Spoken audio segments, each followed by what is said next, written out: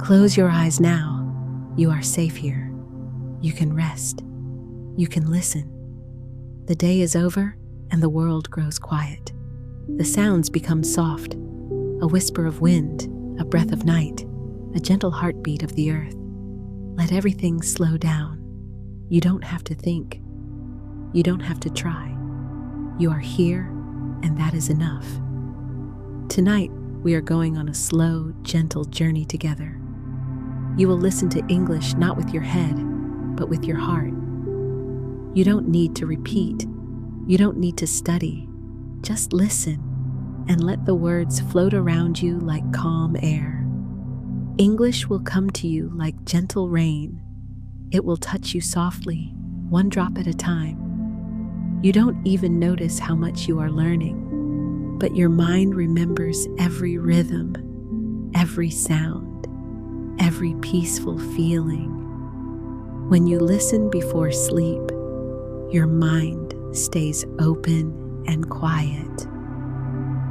It listens without fear, without pressure. It feels the emotion and the melody of English. Every word becomes part of you. So, breathe in slowly. Feel the air move through your chest, and breathe out. Let go of everything heavy from the day. This time is for you, for your rest, your dreams, your language, and your heart. And tonight, I will tell you a story. It is a story about peace and hope and gentle change. It is about a man who had forgotten how to smile and a garden that helped him remember. A quiet story where nothing happens fast and everything happens softly. So now, imagine. The night is cool. The air smells of old earth and fallen leaves. Somewhere, far from the noise of the city, there stands a small, wooden house at the edge of a forgotten garden. The house is simple, a few windows, a door that creaks when you open it, and a roof that remembers every rain. It used to belong to a family, but now only one person lives there. His name is Thomas. He is an old man, not too old to walk, but old enough to move slowly, carefully, with quiet steps that do not disturb the air. Every morning, Thomas drinks tea at the same wooden table. He sits by the window and looks outside. The window shows him the garden, wild, empty, and covered in tall grass. Once, a long time ago, it was full of flowers, red tulips, yellow roses, tiny blue forget-me-nots. But now, weeds grow where roses used to bloom. The gate hangs crooked. The path is lost under green. The garden has fallen asleep. Thomas looks at it every day, but he doesn't move. He just watches. Sometimes he thinks, "It used to be beautiful. My wife loved it so much." Her name was Mary. She passed away many years ago. Since then, Thomas has lived quietly. He wakes, he eats, he sits, he sleeps. He listens to the clock tick, to the rain fall, to the world move on without him. But inside, he feels empty. Not sad anymore, just quiet, like a room with no light. He doesn't hate the garden. He just doesn't have the strength to touch it. It feels too full of memory, too full of her. Yet one morning in early spring, something changes. Not big, not loud, but enough. Thomas wakes to the sound of birds. They are singing near his window, louder than usual. He opens his eyes slowly. The sunlight touches his wall. The air smells of new leaves and soil. He stands up and walks to the window. And there, between the grass and broken stones, he sees it. A small white flower. Just one. A wild daisy, simple and pure. Thomas stares at it for a long time. It is the first flower he has seen in years. Something stirs in him. Something small and warm, like a forgotten melody. He whispers softly, "You're early, little one." That day, he doesn't just sit. He opens the back door. The hinges cry out. old and tired, but he smiles a little. The air outside feels fresh on his skin. He walks carefully into the garden. The ground is soft. The smell of earth rises around him. He looks at the daisy again. Its petals move gently in the wind. He kneels down, his knees pressing into the damp soil. He touches the flower softly, as if it were something fragile, alive, sacred. "I thought you were gone," he says quietly. Not to the flower, not even to the garden, but to the feeling inside him. That night, Thomas cannot sleep right away. He lies in bed and listens to the sound of the wind moving through the trees. He remembers how Mary used to hum while planting seeds. He remembers her hands, small, warm, always a little dirty from soil. He smiles, even though his eyes fill with tears. The next morning, he goes out again. This time, he takes a small wooden box from under the stairs. It's full of old garden tools, rusty scissors, a broken trowel, a few packets of seeds. He opens one, lavender. The paper smells faintly sweet, even after all these years. He touches the seeds between his fingers, tiny, like dust, but full of promise. He kneels again near the daisy and begins to clear a small space, just a hand's width of earth. He pulls out weeds, lifts stones, moves slowly but steadily. He plants the seeds, covers them gently with soil, and waters them with rainwater from the barrel. The garden doesn't look different yet, but inside Thomas, something begins to breathe again. That evening, he writes a small note in his notebook, something he hasn't done in years. "Planted lavender today. The earth felt alive.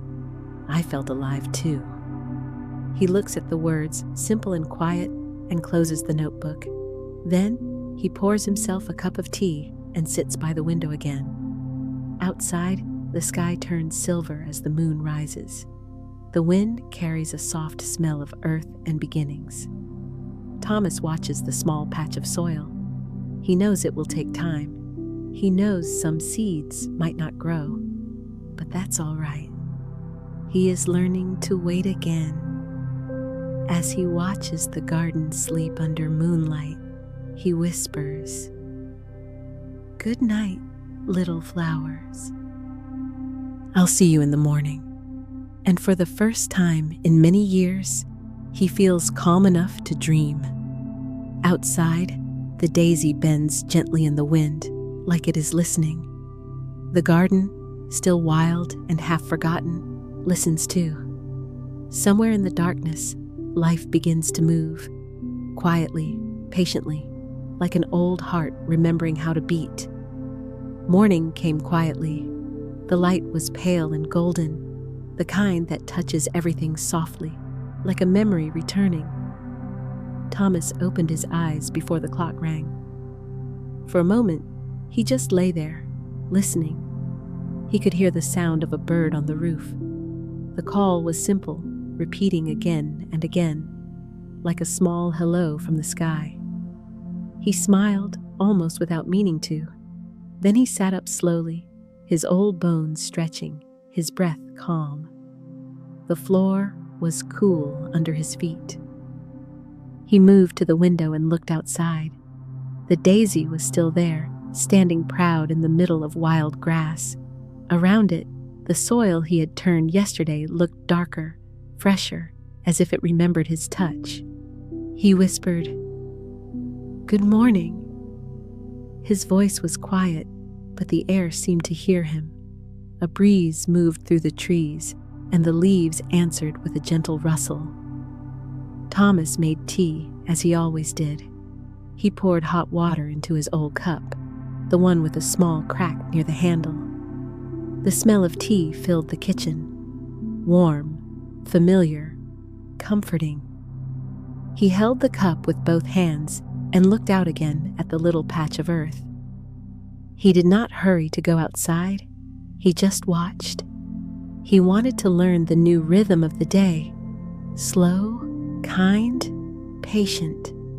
When he finally stepped out, the air felt cool against his face.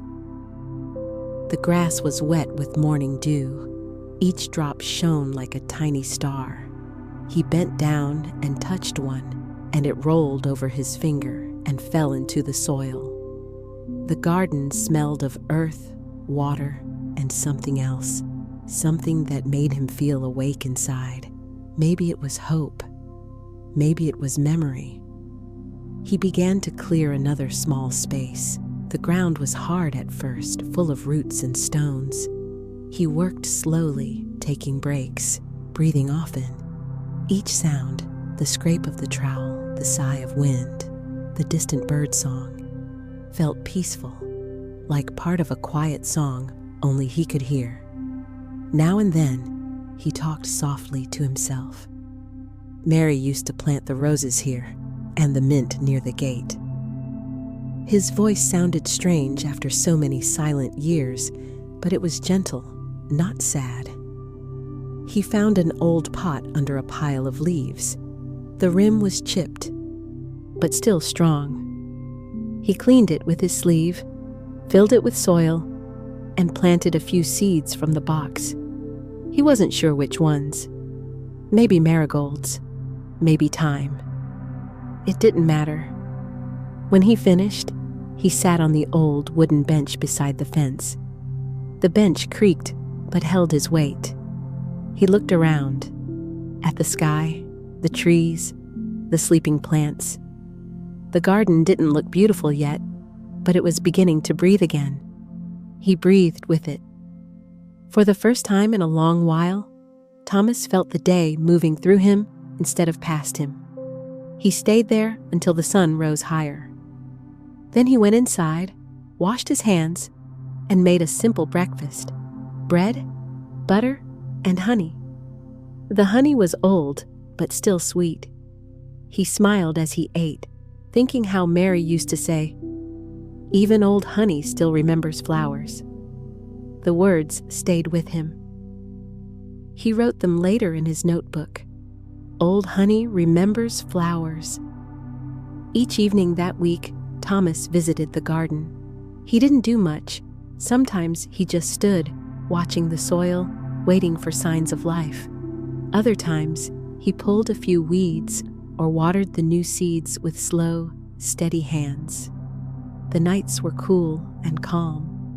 When the moon rose, the leaves looked silver, and the garden whispered with soft sounds: crickets, the sigh of grass, the quiet hum of the earth.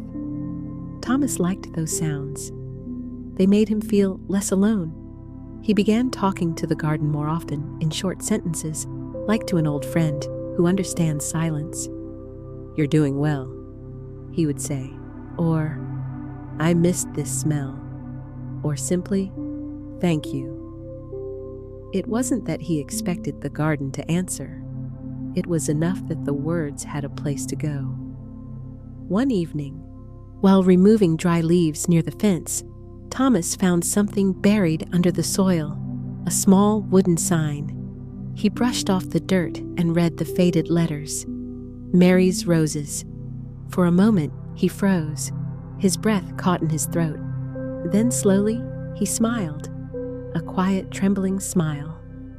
He held the sign close and whispered, "You're still here." That night, he placed the sign near the spot where the roses used to grow. The wood was cracked, but the name still showed. He lit a small candle beside it, just for a while, and watched the flame move in the wind. Its light touched the leaves, the soil, the air. He thought of Mary, her soft laugh, her small hands in the dirt, the way she looked up when she found the first rosebud each spring. He whispered, "You'd like to see this, wouldn't you?" Then he sat there until the candle went out, leaving only moonlight and the smell of earth. Days turned into weeks. The air grew warmer and the soil softer. Tiny green shoots began to appear, fragile but determined. When Thomas saw them, His heart lifted. He didn't cheer or cry. He simply nodded, as if greeting something familiar returning from a long sleep. Each morning, he greeted the shoots. "Good morning, little ones," he said softly. "They're growing." He noticed things he hadn't seen before. The way sunlight moved across the ground, the way dew gathered on petals, the rhythm of bees coming and going. It was like learning a language again, not of words, but of patience. The garden taught him to listen. And slowly, Thomas began to change too. His steps became lighter. His eyes grew softer. He started to hum, not loudly, just a quiet sound from his chest. The kind of hum Mary used to make. Sometimes, when the wind blew, he almost felt as if she was humming with him. One afternoon, as he was watering the plants, a small shadow moved near the gate. A young girl stood there, his neighbor's granddaughter, perhaps 9 years old. She had a basket in her hands and shy eyes that looked curious. "Hello?" she said softly. Thomas straightened up. "Hello there." She pointed at the flowers. "Are you making a garden?" He smiled. "Trying to." She looked around. "It's pretty. My grandma says nobody used to come here." "That's true," he said, "but things can grow again." She smiled, showing a missing tooth. "Can I help?" Thomas hesitated. He hadn't spoken to anyone but the garden for a long time. Then he nodded slowly. "If you like." The girl placed her basket on the ground. Inside were apples, round and red. "My grandma sent these for you," she said. Thomas thanked her and offered one in return, but she shook her head. "No, thank you. I like planting more." So together, they planted a few marigold seeds. Thomas showed her how to press the soil gently. Her small hands worked quickly, full of energy. When they finished, she said, "I'll come back to see if they grow." And she ran away through the gate, leaving laughter behind. Thomas stood there for a long time after she left. The air felt brighter, lighter. He whispered to the soil, "Did you hear that? We have company now." That evening, he wrote again in his notebook. "Planted marigolds with the little girl today." Her laughter stayed in the air. He looked at his handwriting, shaky, uneven, and smiled. The letters looked alive, like small plants growing on the page. As the days passed, the garden continued to change. The green shoots grew taller. The lavender began to show a hint of purple, and the air filled with the quiet song of bees. Thomas sometimes sat for hours, doing nothing, just breathing, listening, being. He didn't rush anymore. He didn't measure time by clocks, but by light. Morning light, soft and golden. Afternoon light, warm and sleepy. Evening light, silver and kind. He spoke less to the garden now, not because he felt alone, but because silence had become enough. Silence itself was full of meaning.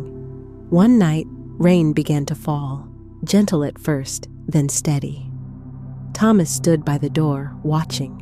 The drops fell on the flowers, washing dust from their leaves. The smell of wet earth filled the air, rich and deep. He stepped outside without his umbrella. The rain touched his face, cool and soft. He lifted his hand, letting the drops fall on his palm. "Thank you," he whispered again, to the rain, to the garden, to life, and for a moment he felt young, not in his body, but in his heart, alive, awake, at peace. Inside his small house, the candle still burned by the window. Its light touched the garden through the glass. The rain fell around it like silver strings of music. Thomas watched until the candle went out and the night became quiet again. He closed his eyes and the garden breathed with him. Slow, steady, full of life. The next morning came with soft gray clouds. A gentle wind moved through the trees, and the smell of rain still lingered in the air. Thomas opened the window wide. The sound of the garden came to him like a whisper. Drops falling from leaves. The quiet song of a bird calling its mate. The hum of life returning. He smiled to himself. Everything looked a little brighter after the rain. The soil was dark and full, the colors of the plants deeper. The small marigold patch he had planted with the girl was still sleeping, but he knew they would wake soon. He could feel it. He made his tea slowly, watching the steam rise like morning fog. He thought of Mary again, but not in sadness. He thought of how she used to hum while drying her hands on her apron, how she always placed a small piece of honeycomb in his cup of tea, saying, "Sweetness should start the day." He smiled and whispered, "You were right, Mary, always right." Then he stepped outside, carrying his cup, his body moving with the careful grace of habit and age. The air was cool, and the first light of morning made the drops on each leaf glisten like glass. He sat on the old bench and looked at everything: the patch of lavender, the daisy, the soft green grass that was finally beginning to look like a home again. He didn't rush to work. He just sat and watched, letting his heart adjust to the quiet rhythm of the day. He realized something. Peace is not the absence of noise. It is the presence of gentle sounds. A bird landed on the garden fence. It was small and brown, with a curious tilt of its head. Thomas whispered, "Hello there." The bird chirped as if answering, and then flew to the ground, picking something invisible near the lavender. He laughed quietly. "You're welcome to stay." He took out his notebook, placed it on his lap, and began to write again. Morning after rain, the air smells new. I feel something growing, not just in the soil. He paused and touched the page softly, then closed the notebook. Hours passed slowly. He worked a little, removing dry branches, cutting away old vines, and clearing the space near the fence.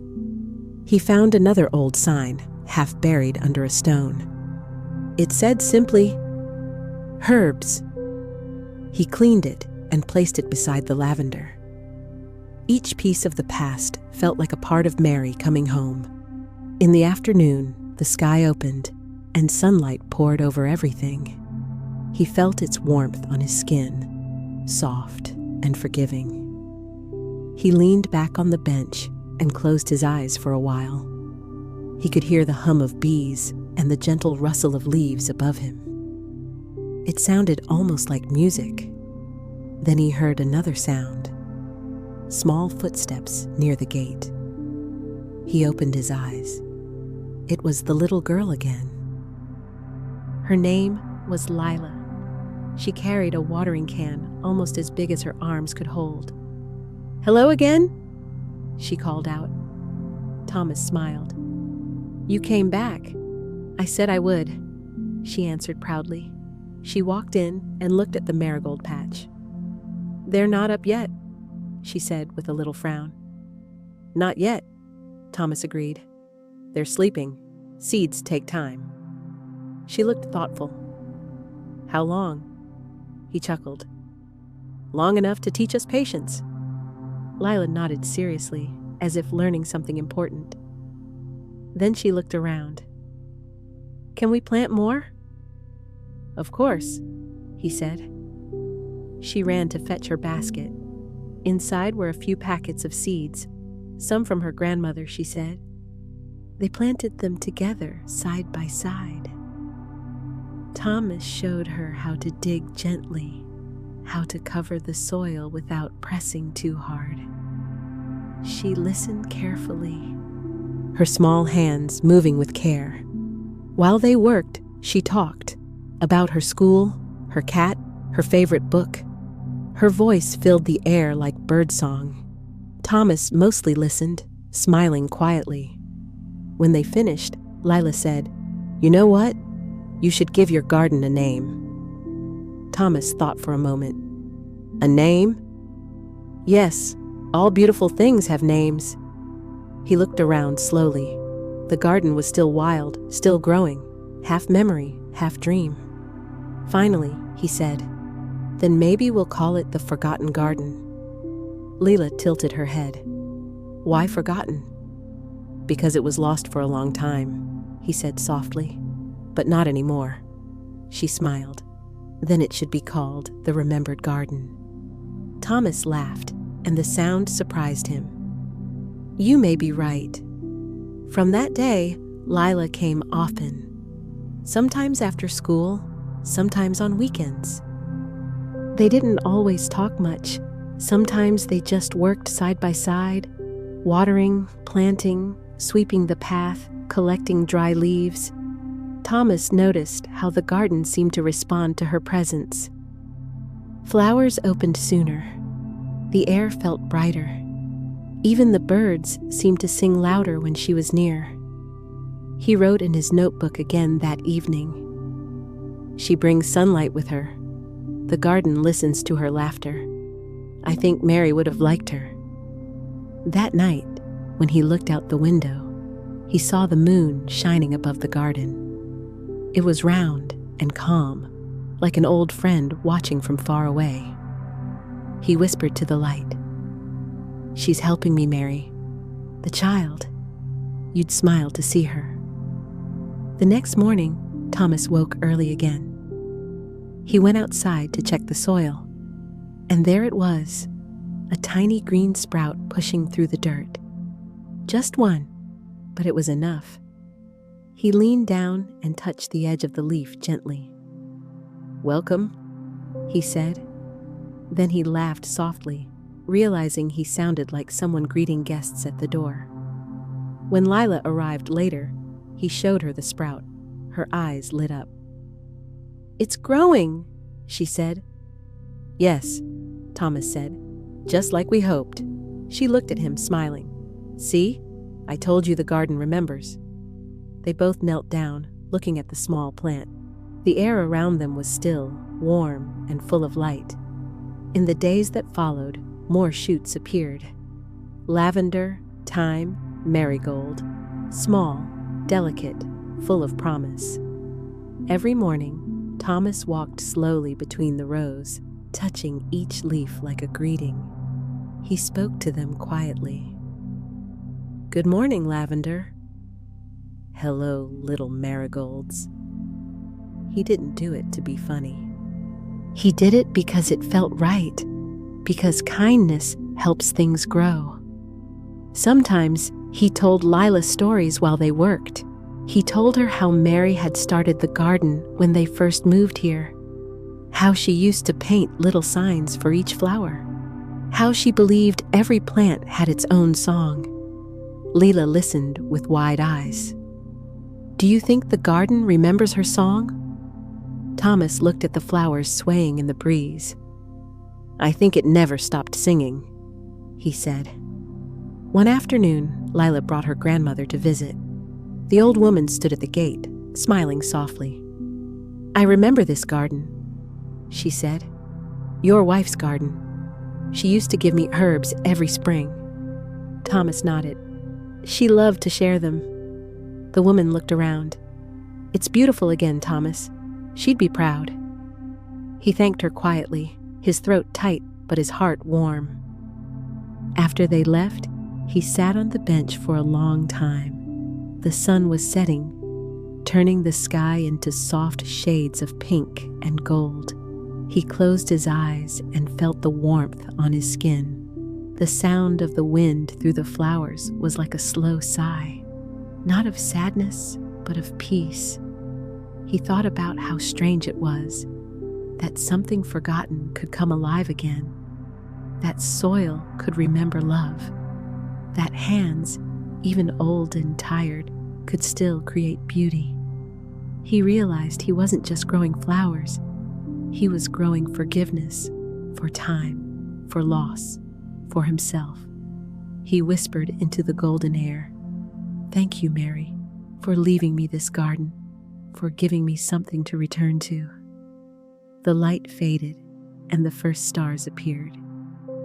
He went inside, but before sleeping, he wrote one last note for the day. Things grow again, even after silence, even after loss. He placed the notebook beside his bed, turned off the lamp, and listened to the night. Outside, the garden breathed softly, leaves moving, petals unfolding, the sound of gentle life continuing. As Thomas drifted toward sleep, he dreamed of the garden not as it was, but as it might be, full, bright, alive, and open. He dreamed of Mary smiling in the sunlight and Lila laughing near the marigolds. He dreamed of a world where nothing is ever truly lost, only waiting to be remembered. The garden dreamed too. The seeds slept, but inside them life was already moving, quiet, warm, patient. Soon they would rise, soon they would bloom, and when they did, the air itself would change, carrying not only the smell of flowers, but the sound of love returning to earth. Summer arrived quietly, like a guest who did not want to wake the house. The mornings were bright and gentle, and the evenings came with a soft orange light that lingered on the garden walls. Everything seemed to move a little slower, even time itself.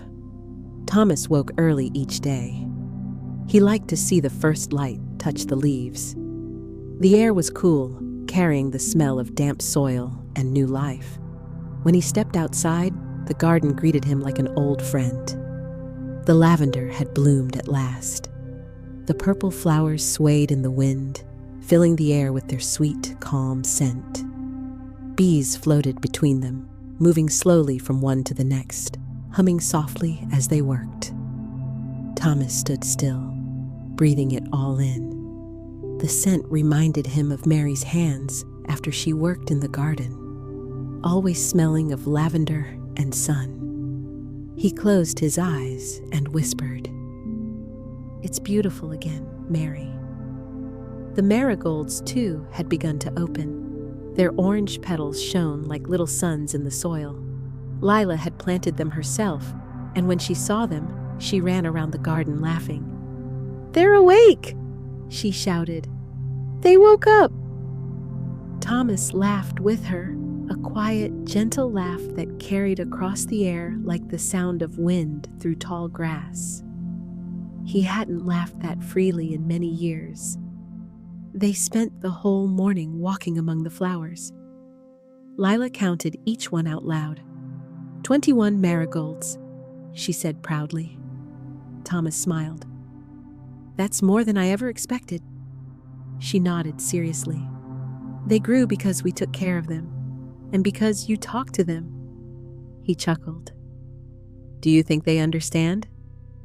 "Of course," she said. "Everything understands kindness." Her words stayed with him. He thought about them that night as he wrote in his notebook, "Everything understands kindness." He underlined the sentence, then closed the book gently. The days passed like calm music, slow, steady, full of quiet beauty. Each morning had its own color, silver when it rained, gold when the sun was clear, pale blue when the clouds drifted slowly across the sky. Thomas began to learn those colors the way he once learned the seasons. He started to notice things he never saw before, the way light rested on petals, the way shadows changed as the sun moved, the way every evening carried its own sound. Sometimes, when the day grew hot, he sat under the apple tree near the edge of the garden. It was old, its bark rough and dark, but it still gave shade, still offered comfort. He would sit there with a cup of tea, watching the bees dance among the flowers. Sometimes Lila joined him. She would lie on the grass, her hands behind her head, looking at the clouds. "One looks like a rabbit," she said one day. Thomas followed her gaze and smiled. "I see it." "And that one? Like a boat." "Yes," he said softly. "A boat on the sea of sky." She giggled. "You talk like a poet." "Maybe the garden makes me one," he said. When Lila went home in the evenings, Thomas stayed outside for a while longer. He liked to listen to the world grow quiet, the slow rhythm of night returning. Sometimes he heard the distant bell from the village church. Sometimes only the rustle of leaves. As the moon rose, he felt the air cool around him. The flowers glowed faintly under the silver light. It was in those moments that he felt Mary most. Not as a ghost, not as a sadness, but as presence. He could almost imagine her sitting beside him, her eyes following the same stars. One night, he spoke softly into the air. "Do you see it, Mary? They're blooming. Your garden is alive again."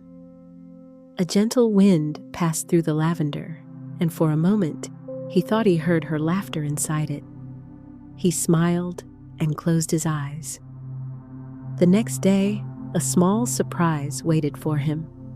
On the bench near the fence, he found a little jar tied with a ribbon.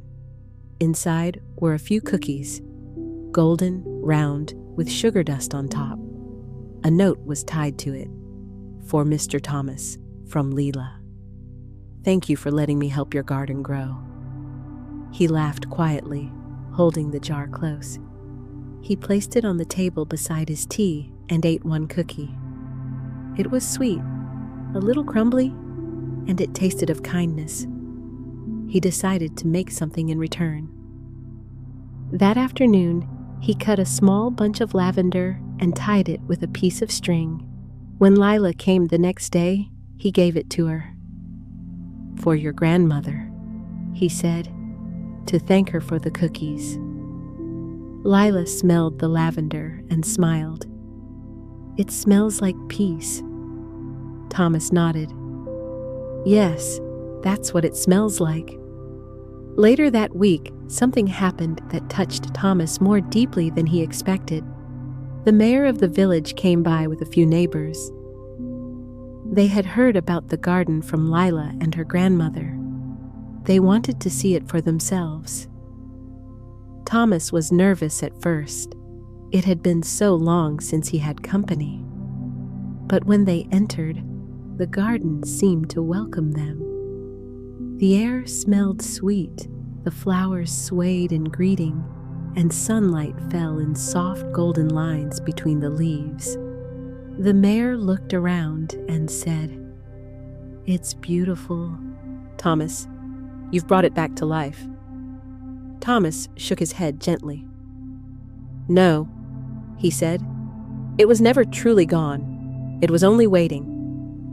The neighbors smiled, and one of them added, "Maybe we should plant more gardens like this. The village could use some color." Thomas laughed softly. Color always helps the heart. That night, he wrote again in his notebook. "People came to see the garden today. They said it was beautiful. But beauty belongs to the earth. We only remember it." He placed the notebook on the table and watched the candlelight flicker against the pages. Outside, the garden rested under the moon. He could almost feel it breathing. Slow, alive, eternal. One afternoon, Lila brought a small radio to the garden. She turned it on, and soft music began to play. A gentle piano melody. Thomas listened, eyes half closed. The music mixed with the sound of the wind and the bees, creating something warm and full of life. Lila twirled among the flowers, her dress moving like light fabric in the air. Thomas smiled. "Careful, little dancer. You'll step on the thyme." She stopped and laughed. "Sorry, But it's so pretty, I wanted to dance with it." He nodded. The garden doesn't mind. It loves movement. It loves laughter. The song ended, but the peace stayed. They both sat down under the apple tree, tired but happy. Lila leaned against his arm and whispered, "You know, you don't look sad anymore." Thomas looked at her, surprised. "Do I ever look sad?" She shrugged. "Not now. You look peaceful, like the garden." He was quiet for a long moment. Then he said softly, "Maybe that's what happens when you take care of something. It takes care of you, too." The weeks passed, and summer deepened. The garden was now full of color. Lavender, daisies, thyme, roses. Even the air shimmered with light. Butterflies danced above the petals, and the path was lined with little stones Lila had painted. On one, she had written, "Hope." On another, "Love." And on a third, "Grow." Thomas looked at them every morning when he stepped outside. Each word felt like a prayer. He touched the stone marked "Grow" and said softly, "Yes, always." One evening, the sun began to set behind the hills. The sky turned into a painting of pink, orange, and gold. Thomas sat on the bench with Lila. The air was full of the smell of flowers and the slow hum of the evening. She asked, "Do flowers sleep at night?" He smiled. "They rest, just like we do. They close their petals to keep warm." "They wait for morning," she nodded. "Then I think the garden dreams." Thomas looked at her, his heart quiet and full. "Yes," he said softly. "I think it dreams of us." When the stars began to appear, Lila stood up. "I should go home," she said. "Grandma will worry." He nodded. "Go on then. The garden will wait for you." She smiled and waved before running down the path, her laughter fading into the evening air. Thomas sat alone for a while. He looked at the sky, the first stars shining faintly above. He whispered to the night, "She's right, Mary. The garden dreams, and so do I." He closed his eyes and listened to the quiet sounds, the breath of the wind, the soft rustle of petals. It felt as if the whole world was breathing with him. Later, as he went inside, he paused at the door. He turned back to look at the garden one more time. The moon had risen, casting silver light over the flowers. It looked like something from a dream, glowing softly, alive, endless. He thought about all the days that had passed, the empty years, the first daisy, the laughter of a child, the bloom of summer. And for the first time, he didn't think of time as something that takes. He thought of it as something that gives. He whispered to the air, "Thank you." Then, very softly, "Good night." Inside, he placed his notebook on the bedside table. He didn't write anything that night. He didn't need to. Some feelings are better kept in the heart.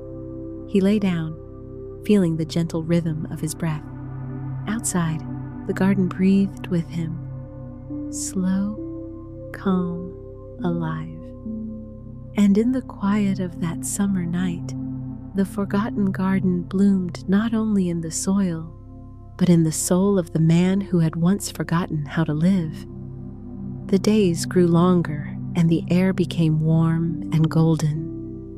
Summer had settled fully into the garden, and everything seemed to hum with life. The lavender waved in soft purple rose.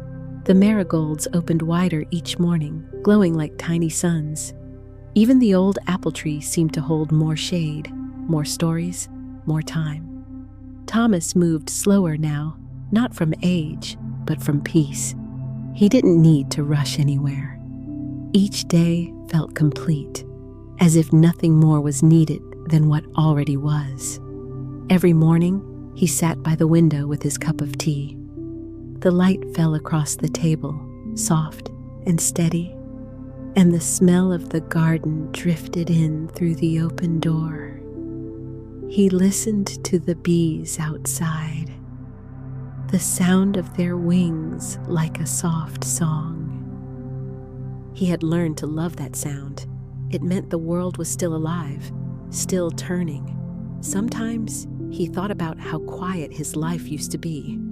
Quiet in a heavy way, quiet like an empty room. Now, the quiet was full of the whisper of leaves, of footsteps on grass, of a child's laughter. He realized that peace doesn't mean silence, it means presence. One morning, Lila came running through the gate, her face bright with excitement. "Mr. Thomas, look what I brought." She held up a small envelope tied with a piece of blue string. He smiled. "A letter?"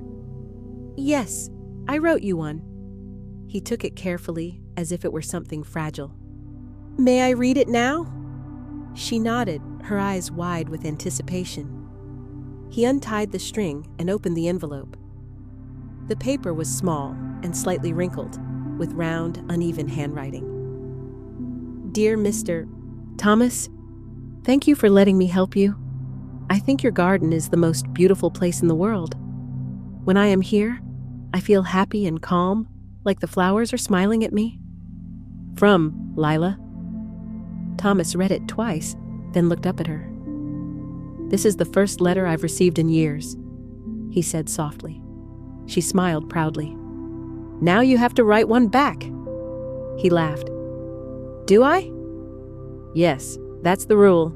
If someone writes you a letter, you have to write back." So that afternoon, after Lila had gone home, he sat at the table by the window and took out his notebook. He turned to a fresh page and began to write. "Dear Lila, thank you for your letter. I'm happy that you like the garden. It likes you too, I think. It blooms brighter when you are here. I'm learning that when you take care of something, even a small flower, it takes care of you in return. From your friend, Thomas." He folded the page and placed it in a small envelope. He didn't have blue string, so he tied it with a thin piece of thread from an old sewing kit. The next day, he gave it to her. She held it close to her chest as if it were treasure. And from that day on, they began to exchange letters. Sometimes Lila's letters were short, just a few lines about a bird she saw or a dream she had. Sometimes they were long, full of questions. Do flowers talk to each other? Do bees get tired? Why do you write in such neat letters? Thomas answered everyone. His replies were slow, careful, full of warmth. He didn't write to teach her. He wrote to connect, word by word, feeling by feeling. "Flowers do talk," he wrote once. "Not with words, but with colors, scents, and the way they turn toward the sun. And yes, I think bees get tired too. But they keep going, because even small work makes the world beautiful." The letters became their secret language, one made of kindness, patience, and the joy of simple things. Weeks passed like soft music. Each morning brought new blooms. The roses, once dry and forgotten, opened again. Pale pink, their scent light and nostalgic. Thomas could hardly believe it. He found one petal on the ground, delicate and thin as breath. He picked it up and placed it in his notebook. Between the pages, he wrote, "The first rose of summer. It smells like memory." Sometimes, when he was alone, he began to write letters not only to Lila, but also to Mary. He didn't send them, of course. He wrote them because it felt right, as if she could still read them somehow, through the quiet air, through the growing flowers. "Dear Mary, the garden is alive again. The lavender you loved has returned. taller than before. A little girl named Leela helps me every day. You would like her. She reminds me of sunlight. I think you'd be proud of how it looks now. Thank you for leaving me this place. It saved me in its quiet way." After writing, he would sit outside and watch the light change. He didn't cry anymore. The sadness that once lived in him had turned into something softer, like water running through soil, deep and still. One afternoon, a small rain began to fall. It wasn't a storm, just a gentle shower that touched the leaves and cooled the earth. Thomas stayed outside, sitting on the bench under the apple tree. The drops fell around him like silver threads, soft and musical. The garden looked magical in the rain. Every color deepened, every scent grew stronger. He breathed deeply, feeling the freshness fill his lungs. When the rain stopped, the air was full of tiny sparkles of light, the kind that appear only for a moment when the sun returns. He smiled and whispered, "You're beautiful, old garden. You've forgiven the years." The next day, Lila came again, carrying something new, a small wooden box. "What's that?" Thomas asked. "It's for our letters," she said. "We can keep them all together." He opened the box carefully. Inside, there were already a few of their letters tied with ribbon. "I asked Grandma to help me make it," she said proudly, "so the words don't get lost." Thomas felt his throat tighten with emotion. "That's a wonderful idea," he said softly. "Words should have a home." They placed the box on the shelf by the window next to the vase of lavender. And from then on, each letter they wrote found its place there, safe, loved, remembered. As summer deepened, the garden reached its fullest bloom. Every corner was alive: bees, butterflies, light, laughter. Even the air seemed to hum with contentment. One evening, Thomas decided to host a small tea gathering. Just Lila, her grandmother, and a few neighbors. He baked a simple loaf of bread the way Mary used to, and prepared a pot of lavender tea. When everyone arrived, they sat under the apple tree. The table was covered with a white cloth, and flowers from the garden filled a small jar at the center. The evening light was golden, the air sweet. Lila's grandmother looked around and said, "It feels like time has stopped here." Thomas smiled. Maybe it has, just for a moment. They talked softly, laughed quietly, and listened to the sounds of the garden. The soft buzzing of bees, the wind moving gently through the leaves, the distant sound of the river beyond the hill. When the sun began to set, everyone helped clean up. Before leaving, Lila's grandmother touched Thomas's arm. "Thank you," she said, "for bringing beauty back into our days." He nodded, his eyes kind. "It was already here. I only uncovered it." After they left, he sat alone under the apple tree. The table was empty, but the air still held the warmth of voices, of laughter, of shared peace. He felt something inside him. Not pride, not even joy, but quiet fullness. He realized the garden had given him something he didn't know he was missing: connection. That night, when the moon rose high, he opened his notebook again. He wrote one last letter, not to Lila, not to Mary, but to himself. "Dear Thomas, you have walked through many silent years. You have known loss, and you have known loneliness. But look around you now. Life has not forgotten you. The earth still remembers your touch. The flowers still open when you speak. The laughter of a child still finds its way to your heart. You are part of this again, not just the garden, but the living world. Be proud. Be gentle. Keep growing." He placed the notebook beside the wooden box of letters. Then he turned off the lamp and walked to the window. Outside, the garden glowed faintly under the silver moon. It seemed to move, to breathe, to listen. He whispered, "Thank you."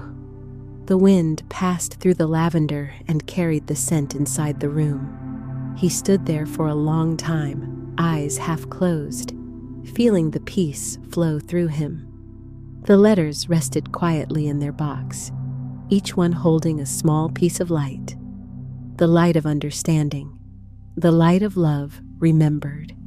And in that warm summer night, as the world outside grew silent, the garden of letters kept breathing softly, each flower, each word, each memory alive in its gentle way. Thomas slept peacefully that night, with the scent of lavender on the air, the sound of wind in his dreams, and the quiet knowledge that nothing beautiful is ever truly lost. Summer drifted away without sound. The days grew softer, the light warmer, slower. When Thomas woke now, the air already carried the faint smell of fallen leaves. The garden still bloomed, but its colors had changed. Deeper, quieter, like the last notes of a long song. The lavender turned pale and dry at the tips, the marigolds bent under their own petals, and the air was full of small things. Seeds floating, bees humming slower, time walking gently across the earth. Thomas felt it too, the change, not sadness, not loss, but a kind of graceful slowing. He moved more carefully, his steps softer on the garden path. Each sound, the crunch of a leaf, the sigh of wind, felt rich, full, alive. When he poured his morning tea, he looked at the steam and smiled. It rose like memory, quiet, delicate, gone too soon, but always beautiful. He whispered to himself, "Everything changes, and everything continues." One morning, he found the first yellow leaf resting on the bench. He held it between his fingers, turning it slowly under the light. It was golden like honey, with a small crack in the middle.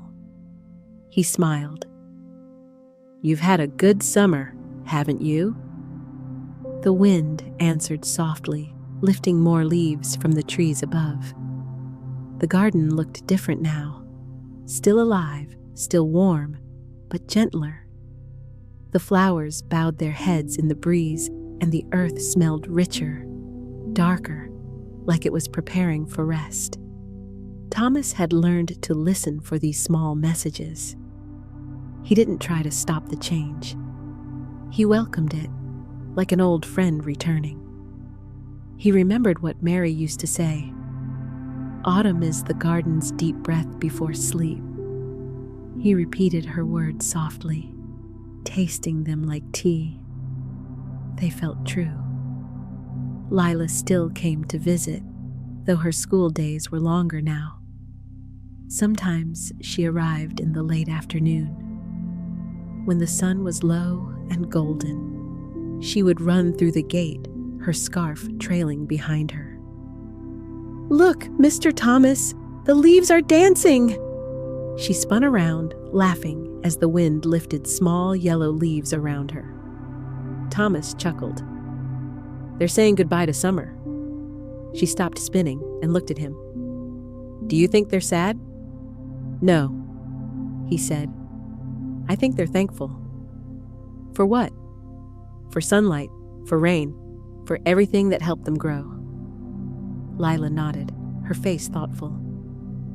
"Then I'll say thank you too." And she whispered softly to the trees, "Thank you for the shade." Thomas felt his heart warm at her words. He thought, "She understands the garden better than most grown people ever will." As the days passed, they began to prepare the garden for rest. Together, they collected dry seeds from the marigolds and lavender. They placed them carefully into small paper envelopes. Lila wrote labels on each one in her round, careful handwriting. Lavender seeds for next year. Marigold seeds for sunshine. Thomas smiled at her choice of words. He added his own. Hope seeds. They stored all the envelopes in the small wooden box beside their letters. Each packet felt like a promise, a quiet reminder that every ending hides a beginning. One afternoon, the sky was gray and heavy. Rain fell in a steady rhythm, soft, endless, comforting. Thomas and Lila sat by the window, watching the drops slide down the glass. It's beautiful, she said. He nodded. Yes, the garden is resting today. Do you ever rest? She asked suddenly. He laughed softly. I suppose I do, when I sleep. She looked at him seriously. I mean, really rest. Like the garden. Thomas thought for a moment. I'm learning, he said. Lila leaned her head on her hands. Grandma says resting is part of growing. She's right, he said. They both smiled and went quiet, listening to the rain speak its soft language against the window. When the rain stopped, the garden shimmered with silver drops. Each leaf held a tiny world of reflected sky. Thomas stepped outside and breathed deeply. The air was cold, but alive. He walked to the bench and sat down. The wood was damp under him, but he didn't mind. He watched the last drops fall from the apple tree. A few landed on his hands, and he smiled. They felt like blessings. He whispered to the garden, Thank you for another season. A single bird answered with a note so pure, it sounded almost like a prayer. Later that evening, Thomas opened his notebook again. He began to write, his handwriting slower than before, but still steady. The garden is changing. The flowers are folding their petals, and the wind smells of endings. But it doesn't feel sad. It feels honest. Maybe beauty isn't in blooming, but in learning how to let go. He paused, looked at the words, and added one more line. Maybe I'm learning too. He closed the notebook gently, then lit a small candle on the windowsill. Its flame trembled in the cool air, casting soft light over the wooden box of letters and seeds. He thought about how strange it was, how all the things he loved were small. A flower, a note, a child's laughter, a single candle in the dark. He whispered to himself, maybe small things are what keep us alive. The days grew shorter. The mornings came with mist, and the nights arrived early, bringing the smell of smoke from faraway chimneys. Thomas began wearing Mary's old wool scarf when he went outside. It still smelled faintly of her, lavender and soap, and something gentle he could never name. Lila laughed the first time she saw it. That scarf is older than me, she said. He chuckled. Older than both of us, maybe. She reached out and touched it. It's soft. It's warm, he said, and it remembers. They sat together under the apple tree, watching the wind move through the grass. Do you think flowers remember? She asked. I think everything that loves the sun remembers, he said. As autumn deepened, Lila began to visit less often. Her schoolwork kept her busy, and the days ended earlier. Thomas understood. He didn't feel lonely, just quiet, the way the garden felt when the last bees had gone home. Sometimes he wrote her small notes and left them in the wooden box. He didn't expect her to find them soon, but he liked the thought that one day she would return and read them. The garden is sleeping now, but its dreams are kind. When the wind moves, it sounds like old songs. Thank you for keeping me company this summer. One chilly morning, frost covered the garden. The ground sparkled under the first light of day. Thomas walked carefully along the path, his breath visible in the cold air. He bent down to touch one of the frozen marigolds. It was fragile, its petals thin as glass. When he brushed it lightly, a piece broke away. Silent, beautiful, gone. He didn't feel sad. He felt grateful. The flower had lived, had bloomed, had shared its color. Now it was resting. He whispered, "You did well, little one. You gave us beauty." He stayed there for a long time, watching the frost melt slowly in the sunlight. Each drop that fell to the soil sparkled like tiny diamonds. That afternoon, Lila came by one last time before winter. She wore a red coat and woolen gloves, her cheeks pink from the cold. "I came to say goodbye for now," she said softly. Thomas nodded. "You'll come again in spring." She smiled. "Of course, we have seeds waiting." She handed him a small folded note. "For you to read later," she said. He thanked her and hugged her gently. It was a small, careful hug, but it carried the warmth of a whole summer. When she left, he watched her walk down the path until she disappeared behind the trees.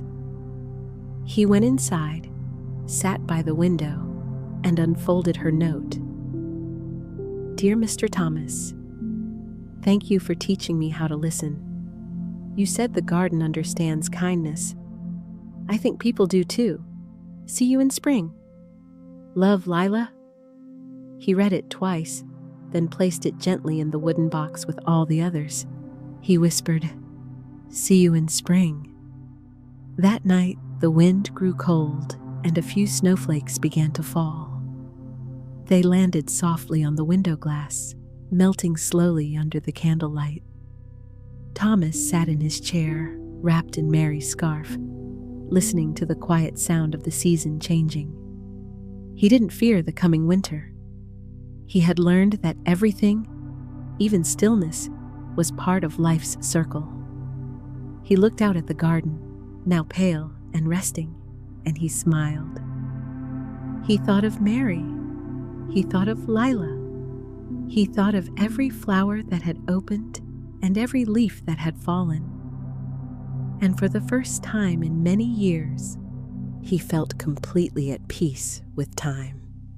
He whispered, "Good night, garden. Sleep well." Then he closed his eyes, listening to the quiet rhythm of the earth breathing, and let himself rest too. Outside, the wind carried the last scent of lavender, and the garden, though forgotten by many, remained alive in every memory, in every seed, in every quiet heart that had learned to listen. Winter came like a whisper. Snow fell quietly during the night, and when Thomas woke, the world outside his window was white and still. The garden lay under a soft blanket of snow, its shapes gentle and hidden. The paths were gone, the flowers asleep, the air cold but clean. Thomas stood for a moment, watching the soft light of morning spread over everything. It was so quiet that he could hear his own breath. He smiled, and the silence smiled back. He made his tea, his hands slow and steady, the warmth of the cup rising into his fingers. When he took the first sip, he closed his eyes and listened, not for sound, but for peace. He whispered, "Another day, another breath. Thank you." Later, he put on his coat and scarf and stepped outside. The cold air touched his face gently, not cruel, just honest. His boots pressed soft prints into the snow as he walked to the garden gate. The world was pale, but full of light.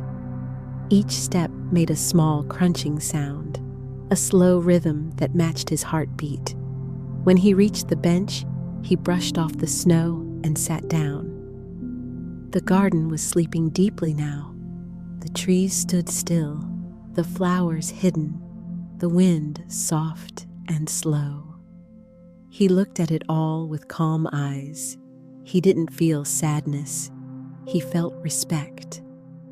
This, he thought, is how life rests. The air was cold, but he could still smell the faint trace of earth beneath the snow. Somewhere under that white silence, seeds were waiting, quiet, patient, alive. He smiled. "They remember," he whispered, "even in the dark." The days passed gently. He spent more time indoors, reading old books, writing in his notebook, listening to the ticking of the clock. Sometimes he wrote letters again, not to anyone really, just to write, to feel the flow of words like the rhythm of breathing. "Dear Mary, winter has come. The garden is resting. I think of you when I see the snow. Soft, quiet, kind. I'm not lonely anymore. The world still speaks to me, and I finally understand its language." He set the letter on the table beside the candle and watched the flame dance slowly, its light warm against the pale air. He didn't need to send the letters. The garden would carry them. The earth always carries what the heart cannot say aloud. Some evenings, when the snow fell again, he stood by the window and watched the flakes move in the wind. They reminded him of seeds, tiny, drifting, finding new places to rest. He whispered softly, "Even snow knows how to plant." Sometimes he dreamed of spring, not as something far away, but as something already waiting inside the cold. He could almost see it. The first daisy rising through melting snow, the lavender waking under pale sunlight, the sound of bees returning to the air. He smiled at the thought. He knew he might not see another full summer. His hands were slower, his breath softer, his body lighter than before. But he felt no fear. He had lived enough seasons to know that nothing truly ends. It only changes form, moves softly into another kind of life. One quiet afternoon, he sat by the fire with his notebook open. The candle flickered beside him, and the snow outside glowed faintly under the gray sky. He began to write slowly, carefully, his letters round and simple. "The garden sleeps now. I watch over it, and it watches over me. Sometimes I think we are the same, both old, both full of stories, both still learning how to rest." He paused, listened to the fire crackle, and then continued. "If someone finds these words one day, I hope they will plant something, a flower, a tree, or even a kind thought, because everything we care for becomes part of the world again." He placed the pen down slowly, closed the notebook, and smiled.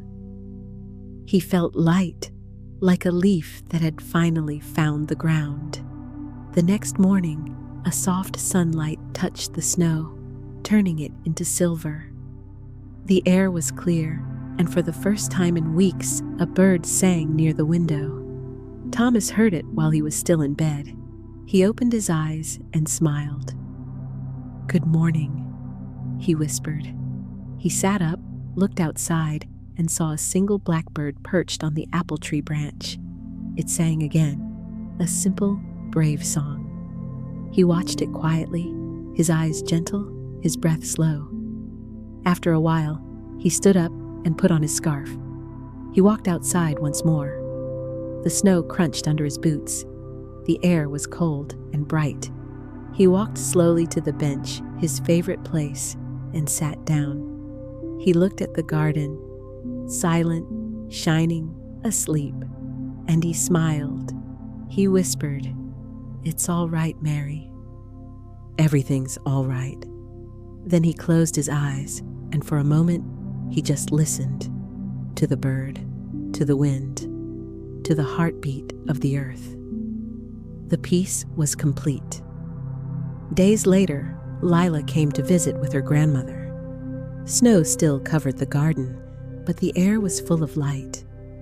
When they knocked, the house was quiet. Inside, everything looked calm. The notebook open on the table.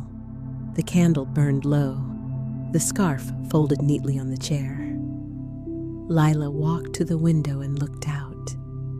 The bench under the apple tree was covered in snow, and the footprints leading to it had already faded. On the table, beside the notebook, she found a small envelope with her name on it. Her hands trembled a little as she opened it. Dear Leela, thank you for bringing sunlight into an old man's garden. You helped me remember what kindness sounds like. You helped the flowers find their song again. Keep listening to the world, and it will always speak to you. When spring comes, plant the seeds we saved together. They will bloom for both of us. With love, Thomas. Lila pressed the letter to her chest. Tears filled her eyes, but they were soft tears, the kind that come from gratitude, not pain. Her grandmother put a hand on her shoulder. He's resting now, she whispered, and his garden will keep growing. They stepped outside together. The snow was melting in small patches, and beneath the white, Lila saw the dark soil, alive, patient, waiting. She knelt down, pressed her hand to the ground, and whispered, I'll take care of it, Mr. Thomas. I promise. Weeks passed, and spring began to return. The snow disappeared, the air grew warm, and tiny green shoots broke through the soil once more. Lila came every day to water them, to pull away dry leaves, to whisper words of encouragement the way Thomas had taught her. She opened the wooden box by the window and placed her own letter inside.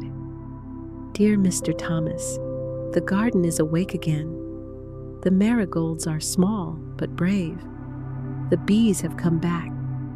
I think of you every time I see the light on the flowers. You were right. Everything understands kindness.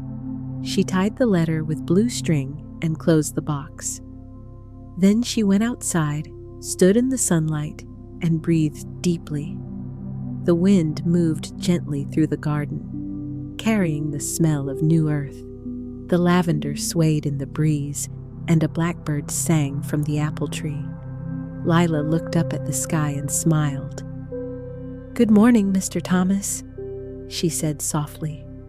Then, after a pause, Good morning, Mary. The light touched her face, warm and golden. The garden seemed to shine around her, every leaf, every petal, every sound alive again. She felt something move through her, not sadness, but a quiet strength. She realized that Thomas had not really gone. He was there in every flower, in every breeze, in every soft breath of the earth. That evening, the village sky turned orange and pink. The air was full of the scent of spring rain and new blossoms. Lila stood by the gate, watching the garden glow under the sunset. The wooden sign near the fence now read, The Garden of Kindness.